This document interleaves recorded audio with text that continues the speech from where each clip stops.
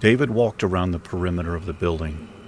He was desperately wishing that this was the back of the place, and that walking around to the front would allow him to see some sort of road leading away from this evil place.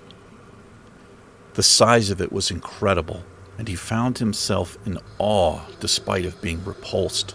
As he walked, he purposely kept a set distance from the walls. He noticed the ground around the entire area. It was completely dead and devoid of life. The very ground looked black, as if a fire had swept across and turned everything to ash. The trees that started to spring up nearly 30 yards away were stark, barren, no leaf or even bark to speak of. The air was dead still, and there was a palpable chill in the air that seemed to hang over everything.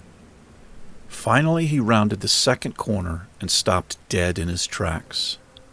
An audible gasp was forced from his body.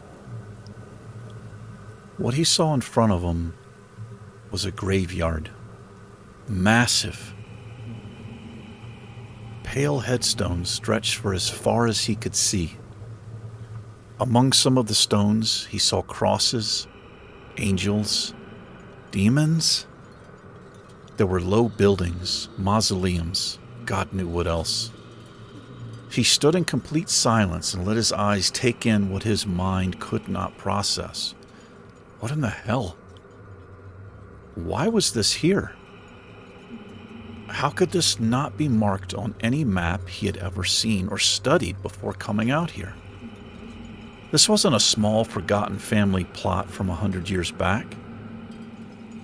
This was larger than any cemetery he had ever seen. An entire town could have been buried here. He got out his map, mainly as a distraction. He needed to look at it. He needed there to be something on the map that showed this site. He carried 5 different maps with him. He fumbled through them until he found his general reference map. It would show all landmarks in the area, including cemeteries. However, he already knew there just weren't any near Bear Mountain. Is it possible he had discovered a forgotten town? It just wasn't possible. Not at all. He put the map away and made his way in among the outer perimeter graves. He found a stone that he could read, and kneeling down in front of it, he read, Mary Hale, 1590 to 1622, taken by the devil. David had to read this short epitaph several times. The dates. It's just not possible, he said aloud. He looked at the surrounding stones, the ones he could read. Josiah Henry, 1601, 1620. Accused. John Curry, 1588, 1619. Accused. What the hell did that mean? He found another. Maggie Curry, 1590 to 1619. Hanged for... The last of the words was fallen away, but he could make out a W, I, and a T, and then later an F and a T. He stood among the graves and thought, tried to remember his history.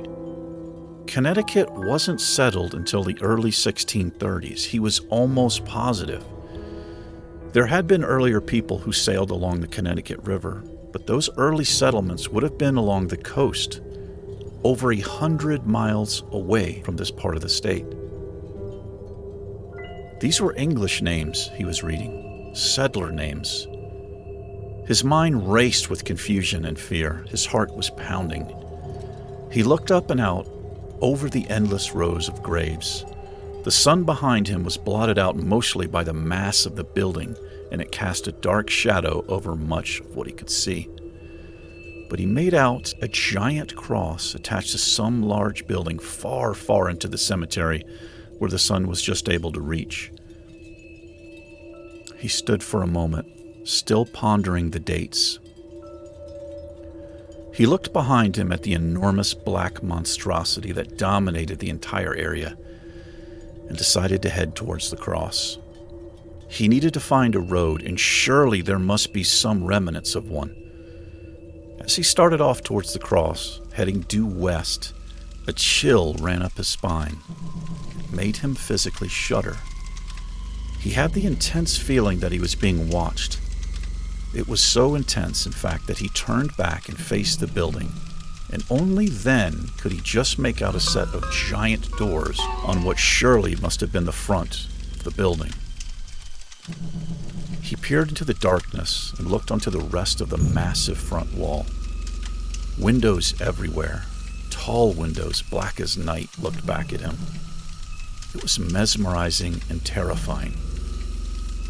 He could just make out a large window at the very top, the third floor, he imagined. This window was set directly above, but much, much higher than the doors. As he looked, something moved. Something had been standing and watching. He jumped back and gave a short cry, and then, "Hello! Is someone there?" How could someone be there? He called out again, as loud as he could. Only his echo came back to him. Then it quickly went dead silent again. He turned, and unashamedly he ran towards the cross, dodging graves and fallen stones as he ran.